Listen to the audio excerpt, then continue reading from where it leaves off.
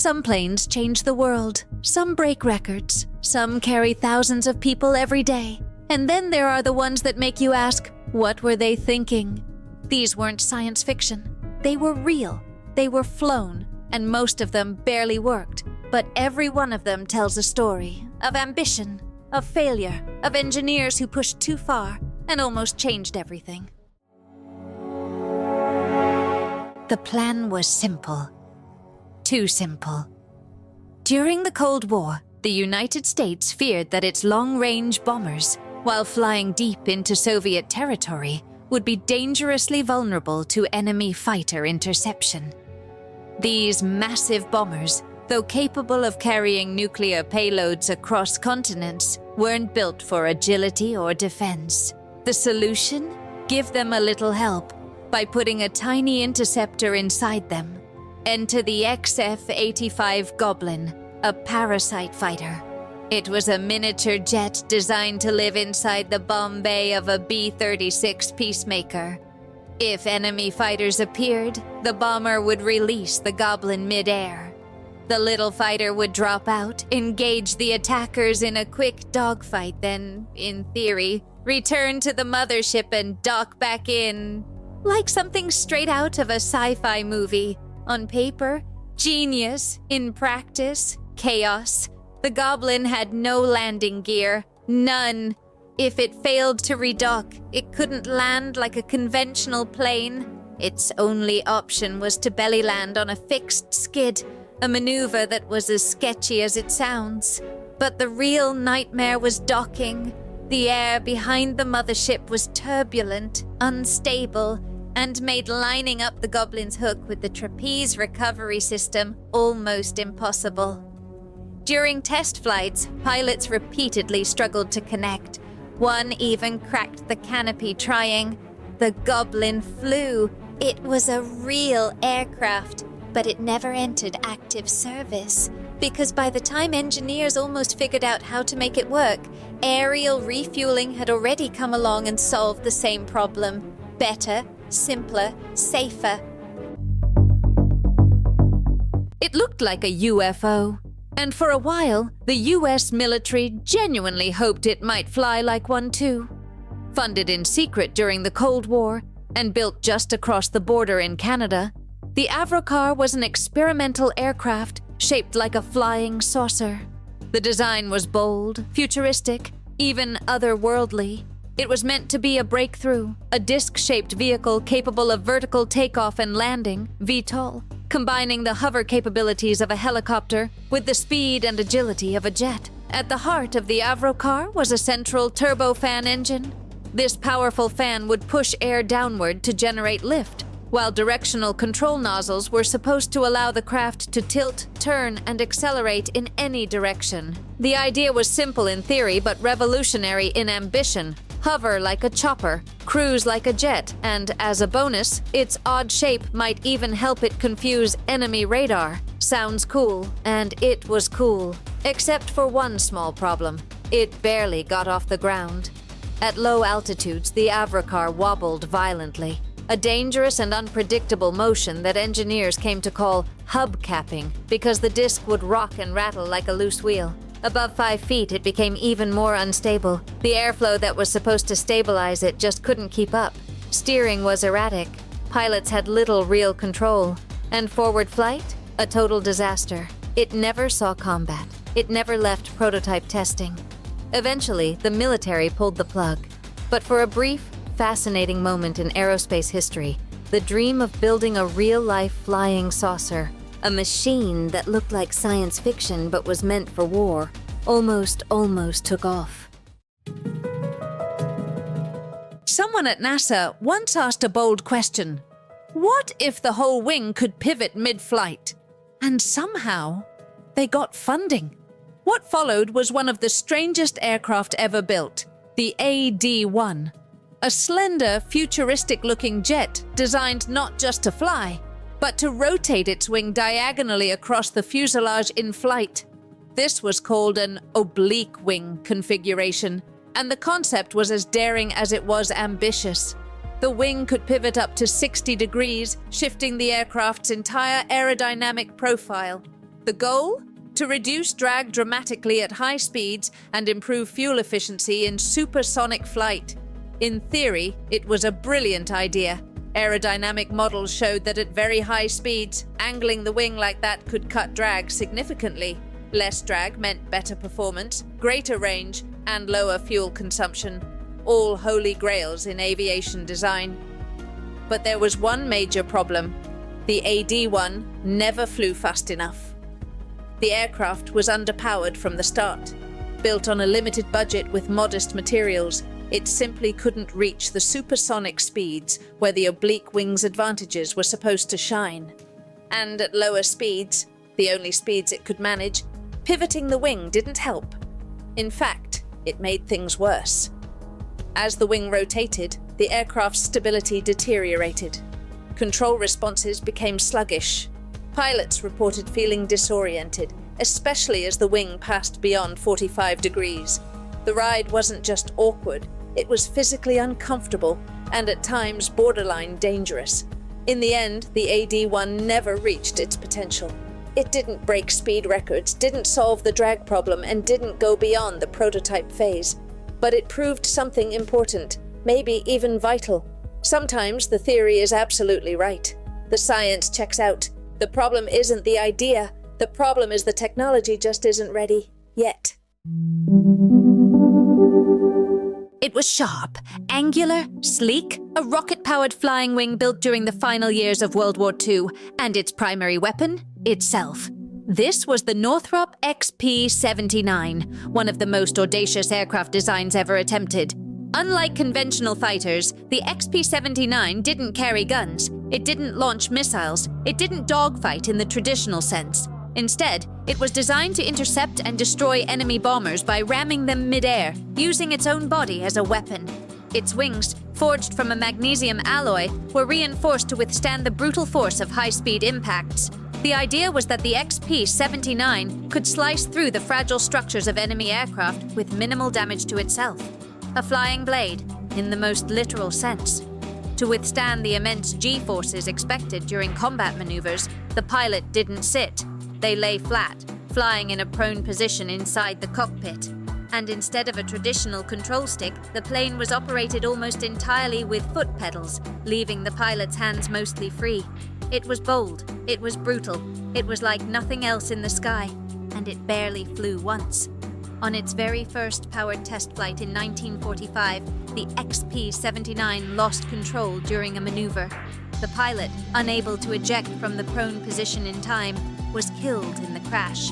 The tragedy was immediate, and so was the verdict. The program was cancelled that same day. No further flights, no second chances. The XP-79 was the plane built to fight like a blade, but it never drew one.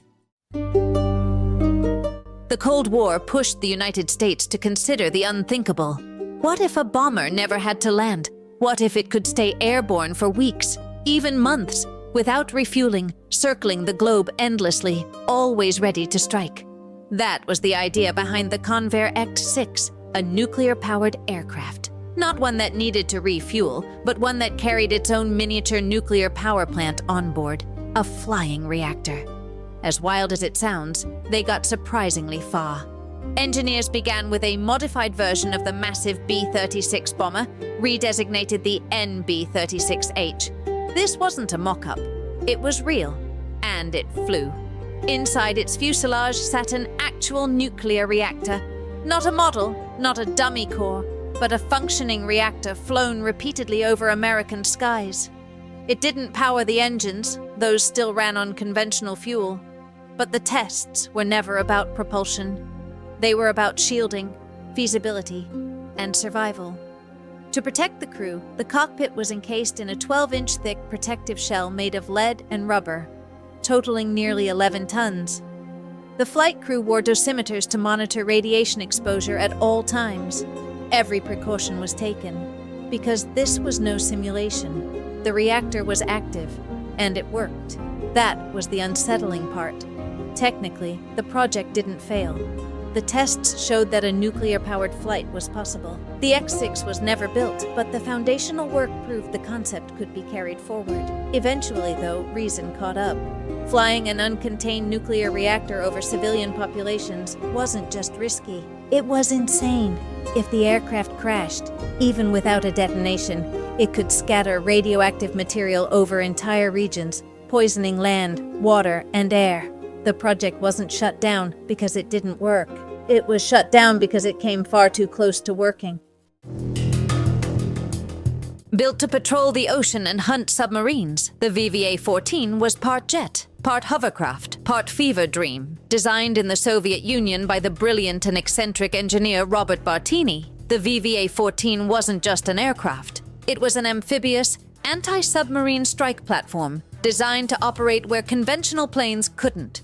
It could take off from water, cruise just above the surface using ground effect, and, in theory, launch anti-submarine missiles before NATO even had time to react. Its design was wild. Inflatable pontoons for aquatic landings, multiple vertical lift engines for hovering capability, and a tangled web of mechanical and aerodynamic systems to keep it all under control. It wasn't just ambitious, it was science fiction, with red stars painted on the wings. On paper, brilliant. In practice, a nightmare. The vertical takeoff system never worked as intended. The inflatable pontoons, while innovative, proved unreliable in rough conditions. The aircraft's control surfaces, already burdened by its bizarre configuration, made it unstable and difficult to handle.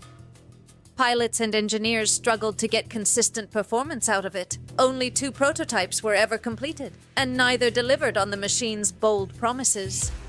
Then, in 1974, Bartini died, and with him went the momentum, the vision, and the political support. The project lost its champion. Development slowed to a crawl. Eventually, the VVA-14 was abandoned, left to rust, a strange relic of a stranger time. It looked like a sea monster, and it flew like a headache. It was long, black, and deadly fast. The X-15 wasn't just a plane. It was a rocket with wings, a sleek, brutal spear of metal designed to push the limits of what flight could be. It didn't take off from a runway. It didn't taxi or roll. Instead, it was carried aloft, slung beneath the wing of a B-52 bomber like a missile waiting to be dropped. Once released, it fired its powerful rocket engine mid-air, and the sky opened up. The X-15 could climb to over 100 kilometers above Earth's surface, crossing the boundary of space. It didn't orbit. It didn't linger. It soared upward, kissed the void, then fell back in a screaming, supersonic glide. Some of its test pilots earned astronaut wings for their flights. Others barely survived, suffering engine failures, disorientation, and in some cases crashes that nearly ended the program. It reached speeds of Mach 6.7. That's more than 4,500 miles per hour. It flew to altitudes of 107 kilometers, higher than some space flights. And it did all of this in the early 1960s, years before spaceflight became even remotely routine. And yet, it wasn't science fiction. It wasn't built for glory or headlines. It was data, research, raw, fearless engineering. Every flight added to humanity's understanding of hypersonic speeds, high-altitude aerodynamics, and atmospheric re-entry. The X-15 helped NASA shape the design of re-entry capsules, develop new flight control systems, and test procedures that would later be used in the Mercury, Gemini, and Apollo programs, and eventually the Space Shuttle. It was a machine ahead of its time, and to this day, no manned experimental aircraft has flown faster or higher. Vertical takeoff and landing has always been a dream, a kind of holy grail for aviation engineers. But in the 1950s, Lockheed tried something radically different.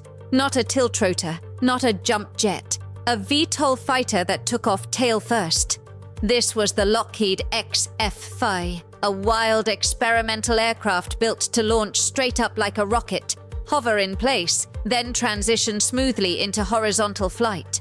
To pull this off, It was equipped with two enormous contra-rotating propellers up front, driven by a powerful turboprop engine. Its cruciform tail, a massive X-shaped fin structure, doubled as landing gear when the plane was in a vertical position. In theory, it would sit upright on its tail, power up vertically, rotate midair, and fly off like a fighter. Problem was the landing. Descending vertically, tail first, proved nearly impossible to control. Hovering required constant, precise corrections, and pilots had almost no visibility of the ground during descent. The margin for error was razor thin. One wrong move could flip the aircraft or send it into an unrecoverable stall. Even testing this configuration was risky, so they didn't. Despite being built for vertical operation, test flights were conducted using conventional horizontal takeoffs and landings on a temporary landing gear, because vertical flight was simply too dangerous. The XFV never performed a full-tail landing, not once. Still, it wasn't a failure, because what it did provide was invaluable early data on thrust vectoring, stability control, and transitional flight, concepts that would become foundational decades later in advanced V-tail aircraft like the British Harrier and the American F-35. It never landed the way it was supposed to, but it helped future jets take off. France tried to outdo everyone. While other nations pursued experimental jets and vertical takeoff aircraft, France took a radically different path by designing a jet shaped like a barrel, with wings wrapped around it. This was the SNECMA Coléoptère, one of the most bizarre aircraft ever built. A vertical takeoff and landing vehicle with annular wings, a literal flying ring. Instead of traditional wings, the Coléoptère had a circular wing wrapped around its fuselage like a halo. It was designed to launch vertically, straight up like a missile, and then transition mid-air into horizontal flight. It was bold, futuristic, elegant in theory, chaotic in practice. The idea was to build a compact, high-performance interceptor that didn't need a runway. Perfect for Cold War-era Europe, where air bases could be wiped out in minutes. But controlling the Coléoptère proved almost impossible. The aircraft suffered from severe yaw instability. Pilots found it incredibly difficult to maintain orientation. The transition from vertical to horizontal flight, the whole point of the design, was wildly unstable. And then came the crash. During one test flight, the prototype lost control during transition. The aircraft spun violently out of control. The test pilot ejected just in time and survived. Barely. The Coléoptère was destroyed. The program wasn't cancelled because the aircraft didn't fly. It was cancelled because no one could figure out how to fly it safely. It looked like a cartoon. A flat, disc-like plane with twin propellers, barely any fuselage, and an unmistakably strange silhouette. But the XF-5U, nicknamed the Flying Flapjack, was no joke. It was a serious US Navy project, designed in the 1940s with one purpose in mind: create a high-performance fighter that could operate from aircraft carriers. Its shape, while bizarre, was no accident. The wide, flattened body acted as both fuselage and wing, generating extreme lift even at low speeds.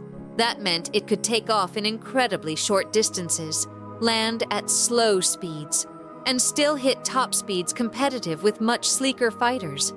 It was the best of both worlds: the low-speed handling needed for carrier operations and the high-speed performance required in combat. Its counter-rotating propellers canceled out torque and gave it tight, agile maneuvering. Pilots who flew it were impressed. It handled beautifully.